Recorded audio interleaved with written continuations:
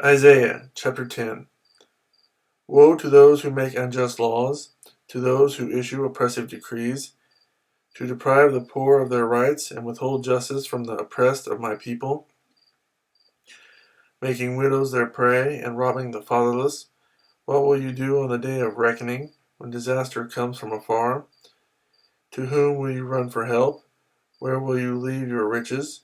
Nothing will remain but to cringe among the captives, or fall among the slain. Yet for all this, his anger is not turned away, his hand is still upraised. God's judgment on Assyria. Woe to the Assyrian, the rod of my anger, in whose hand is the club of my wrath. I send him against a godless nation. I dispatch him against a people who anger me, to seize loot and snatch plunder, and to trample them down like mud in the streets.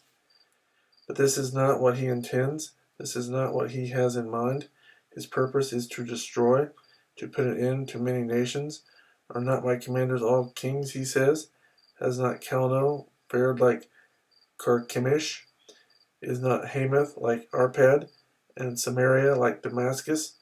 As my hand seized the kingdoms of the idols, kingdoms whose images excelled those of Jerusalem and Samaria, shall I not deal with Jerusalem and her images, as I dealt with Samaria and her idols?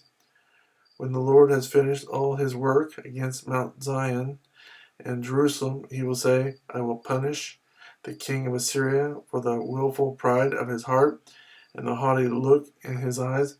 For he says, by the strength of my hand I have done this, and by my wisdom, because I have understanding, I removed the boundaries of nations. I plundered their treasures. Like a mighty one, I subdued their kings. As one reaches into a nest, so my hand reached for the wealth of the nations. As men gathered abandoned eggs, so I gathered all the countries. Not one flapped a wing or opened its mouth to chirp.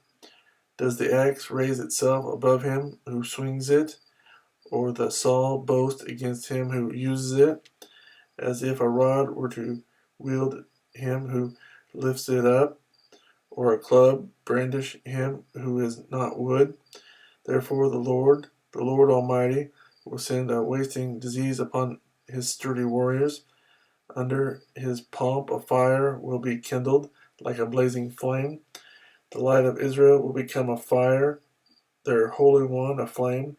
In a single day it will burn and consume his thorns and his briars, the splendor of his forest and fertile fields.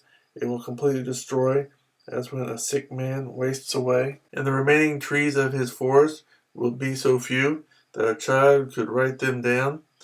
The remnant of Israel. In that day, the remnant of Israel, the survivors of the house of Jacob, will no longer rely on him who struck them down, but will truly rely on the Lord, the Holy One of Israel. A remnant will return, a remnant of Jacob will return to the mighty God. Though your people, O Israel, be like the sand by the sea, only a remnant will return. Destruction has been decreed, overwhelming and righteous. The Lord Almighty, will carry out the destruction decreed upon the whole land. Therefore, this is what the Lord Almighty says. O my people who live in Zion, do not be afraid of the Assyrians, who beat you with a rod and lift up a club against you as Egypt did. Very soon my anger against you will end, and my wrath will be directed to their destruction. The Lord Almighty will lash them with a whip, as when he struck down Midian at the rock of Oreb, and he will raise his staff over the waters as he did in Egypt. In that day their burden will be lifted from your shoulders, their yoke from your neck. The yoke will be broken, because you have grown so fat. They enter Aiath, they pass through Migron, they store supplies at Michmash. They go over the pass and say, we will camp overnight at Geba. Ramah trembles, Gibeah of Saul flees. Cry out, O daughter of Gallim. Listen, O Laishah. Poor Anathoth. Madmenah is in flight. The people of Gebim take cover. This day they will halt at Nob.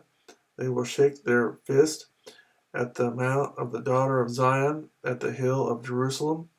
See, the Lord Almighty, will lop off the boughs with great power.